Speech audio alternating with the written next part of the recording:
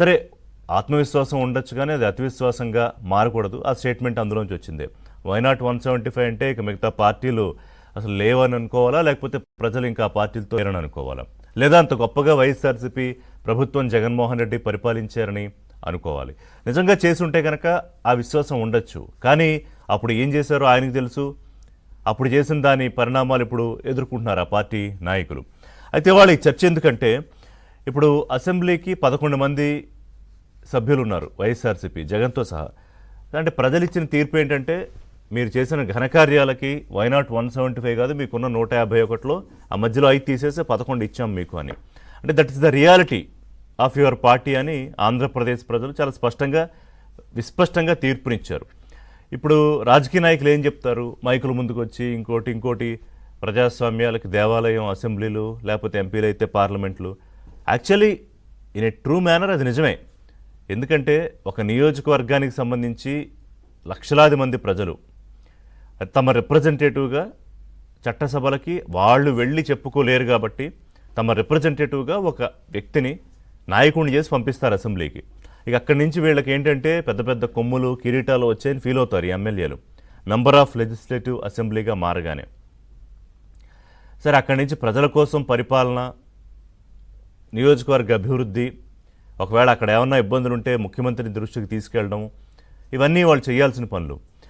మామూలుగా ఏమనుకుంటారంటే రాష్ట్రం అంతా అభివృద్ధి అంటే ఇంక సీఎంఏ రోజు పొద్దున్న లేచి బయలుదేరి ప్రతి నియోజకవర్గానికి తిరిగి, ఇది కాదు అసలు వ్యవస్థలో. ఎమ్మెల్యేల వ్యవస్థ ఎందుకంటే వీళ్ళందరూ ఎవరి నియోజకవర్గం వాళ్ళు రిప్రజెంట్ చేసుకుంటూ ఆ కాన్స్టిట్యున్సీ తాలూకా అభివృద్ధి, అక్కడున్న సమస్యల పరిష్కారము, ఇంకేమన్నా ఉంటే సీఎం దృష్టికి తీసుకెళ్ళడం, ఇలా చేసుకుంటే ఒకటి చేసుకుంటే 175 మంది అదే పనిలో ఉంటే రాష్ట్రం అభివృద్ధి చెందిపోతుంది కదా ఆటోమేటిక్గా. ముఖ్యమంత్రి అన్ని నియోజకవర్గాలు అభివృద్ధి చేయాలి, అభివృద్ధి, సంక్షేమము, పెట్టుబడులు తెచ్చుకోవడము, అంతర్రాష్ట్రాల సంబంధాలు, కేంద్రంతో సంబంధాలు, జాతీయ స్థాయిలో రాజకీయాలు, అంతర్జాతీయ కంపెనీలు తెచ్చుకోవడం, ఎన్నో 1,00,000 పనులు ఉంటాయి ముఖ్యమంత్రికి. సో ఈ ఎమ్మెల్యేల పనులు సరిగ్గా చేయకుండా ఇంకా తాజాగా మనం చూస్తున్న అధికార పార్టీ ఎమ్మెల్యేలు కూడా తమ బాధ్యతలు మర్చిపోయి ఎలా పడితే అలా మాట్లాడుతూ ఏది పడితే చేస్తూ ప్రభుత్వానికి, పార్టీకి కూడా చెడ్డ పేరు తెచ్చే పనులు కొంతమంది చేస్తున్నారు. సరే, ముఖ్యమంత్రి వాళ్ళకి ఎప్పటికప్పుడు హెచ్చరికలు జారీ చేస్తున్నారు. అది చివరిదాకా తెగేదాకా తెచ్చుకోకుండా ఉంటే ఎమ్మెల్యేలకి మంచిది. So coming back to the YCP MLAs. ఇప్పుడు అసలు ఈ ఎమ్మెల్యేగా ఎన్నికయ్యాక అసెంబ్లీకి రాకపోతే ఆ పదవి ఎందుకు? Very straight and simple question. మీరు ప్రజల దగ్గరికి వెళ్ళి నన్ను గెలిపించండి, మీకోసం నేను మాట్లాడతాననే కదా మీరు ప్రజల దగ్గరికి వెళ్ళారు. నీకు 11 మంది వస్తే ఏంటి, ఒకడొస్తే ఏంటి? ఇక ఇండిపెండెంట్ హోదాలో ఎవరు ఎమ్మెల్యే వాళ్ళు రావాల్సిందే కదా నియోజకవర్గానికి. సామెత చెప్తారు కదా, తాచెడ్డ కోతి వనమల్ల జరిచిందని. ఇప్పుడు జగన్మోహన్ రెడ్డి ఆయన ప్రతిపక్ష హోదా రాదు, నాకు రాకపోతే నా కూడా ఉన్న 10 మంది ఎమ్మెల్యేలు నాతో పాటే అసెంబ్లీకి వెళ్ళడానికి వీల్లేదు. ఇదెక్కడే వ్యవహారం అసలు? లేదా మీ 151 మంది సైన్యం ఉన్నప్పుడు అసెంబ్లీలో 23 మందే ఉన్న అప్పుడు చంద్రబాబుతో సహా ఆయన పార్టీ ఎమ్మెల్యేల మీద ప్రతిపక్షంలో ఉన్నప్పుడు రోజుకొక్కొక్కరితో విచిత్రంగా వింతగా మాట్లాడించడం, తిట్టించడం, ఇంట్లో వాళ్ళ మీద కూడా అసభ్యంగా మాట్లాడించడం, ఇవన్నీ చేసి నానా హేళన చేసినా కూడా పెద్ద మనిషి మీకులా పారిపోలేదు. అక్కడే కూర్చున్నాడు, అన్ని అవమానాలు భరించాడు, అనుభవించాడు. ఎప్పుడు ఆయన నిర్ణయం తీసుకున్నాడు?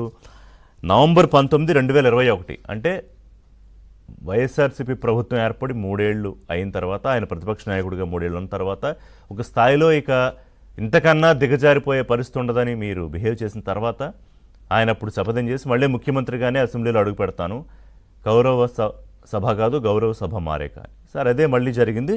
జూన్ 21, 2024లో మళ్ళీ ఆయన తిరిగి సీఎంగా 164 మంది, అంటే ఆయన పార్టీ కాకుండా మొత్తం ప్రభుత్వంలో ఉన్న ఎమ్మెల్యేలందరితో అడుగుపెట్టాడు. సో ఒకవేళ మీకు అలాంటి పరిస్థితి ఎదురవుతుందని భయమా జగన్మోహన్ రెడ్డి? అంటే అప్పుడు 151 మందితో నేను ఎలా అయితే అవమానం చేశానో చంద్రబాబు నాయుడిని, ఇవాళ 164 మంది నా మీద పడితే పరిస్థితి ఏంటి అని అలా ఉండదని చెప్తున్నారుగా చంద్రబాబు నాయుడే సాక్షాత్తు. పోనీ మైక్ ఇవ్వరు అని ఇంకొక వంక. మీకు మైక్ ఇస్తాము, ఇప్పుడు అప్రాపరిమేట్ టైం ఉంటుంది. ఒక పార్టీలో ఎమ్మెల్యేలు ఉన్న సంఖ్యను బట్టి ఎంత టైం ఇవ్వాలి అనేది స్పీకర్ నిర్ణయం తీసుకుంటారు. సరే, ఇంకో 10 నిమిషాలు ఎక్కువ ఇస్తారనుకోండి, అసలు మీరు వస్తే కదా ఇచ్చారా లేదా టైం అని తెలియడానికి. ఇక ప్రతిపక్ష హోదా అని ఆయన మొదటి నుంచి ఒకటే గొడవ. అంటే బహుశా చిన్నపిల్లలు కూడా అప్పుడప్పుడే ఊహ తెలుస్తున్న పిల్లలు కూడా ఈ చాక్లెట్ కోసమో లేకపోతే స్కూల్కి వెళ్ళనో ఇంత మారం చేయరు. జగన్మోహన్ రెడ్డి మాజీ ముఖ్యమంత్రి, పార్లమెంట్లో 2 సార్లు ఎంపీగా చేసి ఒక సీనియర్ పార్లమెంటేరియన్గా కూడా మారిన తర్వాత మరి ఆయనకు తెలీదా ఈ చట్టసభలు ఎలా పనిచేస్తాయనేది? సో 10% అనే ఒక దాని గురించి మాట్లాడుతాం. దాని గురించి కొంత క్లారిటీ ఇవ్వాలనుకుంటున్నా. ఈ 10% అనే రూలు ఈ చట్టాల్లో, రాజ్యాంగంలో ఎక్కడా లేదు. కౌల్ అండ్ షెల్టర్ ఈ ఎక్కడ పార్లమెంటు ప్రొసీడింగ్స్లో ఎక్కడా లేదు. కానీ అది స్పీకర్ విచక్షణాధికారం. 1977 అప్పుడు జనతా పార్టీ అధికారంలో ఉన్నప్పుడు, ఫస్ట్ టైం 1950, తర్వాత 1977లో the salary and allowances of leaders of opposition in parliament act 1977లో, అలాగే 2017 మల్లికార్జున ఖర్గే కేసు విషయంలో సుప్రీం కోర్టు ఏం చెప్పిందంటే స్పీకర్ విచక్షణాధికారం ప్రకారం ఆ ప్రతిపక్ష హోదా వస్తుంది తప్ప ఇది ఆటోమేటిక్ రైట్ కాదు. ఈ 10% అనే దాన్ని ఎప్పుడు తీసుకొచ్చారంటే సభ్యులను ఒక గ్రూపు లేదా ఒక పార్టీగా గుర్తించాలంటే కనీసం 10% మంది సభ్యులు ఉంటే దాన్ని ఒక లెజిస్లేటివ్ పార్టీగా గుర్తిస్తారు. బట్ ఇట్ డజంట్ మీన్ ఆ పార్టీ నాయకుడికి, రిప్రజెంట్ చేస్తున్న నాయకుడికి ప్రతిపక్ష హోదా ఇవ్వాలని కాదు. అదొక సంప్రదాయంగా వస్తుంది అంతే. ఇప్పుడు జగన్మోహన్ రెడ్డి కూడా ఫాలో కాలేదు కదా అది. ఆయన ఏమన్నారు, 23 మంది సభ్యులు ఉన్నప్పుడు తెలుగుదేశానికి చిటికలేస్తూ అసెంబ్లీలో చంద్రబాబు ఇంకొక 5 మందిని లాగేశానంటే మా వాళ్ళు లాగేమంటున్నారు, నీకు ప్రతిపక్ష హోదా కూడా పోతుంది, కానీ అలా చేయట్లేదు అనేది చెప్పారు ఆయన. ఎందుకు 4 వెళ్ళి కండువా కప్పుకోపోయినా వైసీపీ దగ్గరే కూర్చున్నారు కదా. సో అదే ఇప్పుడు అదే నువ్వు నేర్పిన విద్య అని ఇప్పుడు వస్తుంటే ఇప్పుడు ఆయన 10% రూల్ ఏముందని ఆయన అంటాడు. మరి ఆయన ఆవేళ ఆ రూల్ మాట్లాడాడు కదా. సో దట్ ఏంటంటే ఇది రూలు ఉన్నా లేకపోయినా స్పీకర్ అనుకుంటే ఈరోజు ఇవ్వచ్చు. బట్ అయ్యన పాత్రుడు ఎవరు ఎందుకు ఇస్తారు?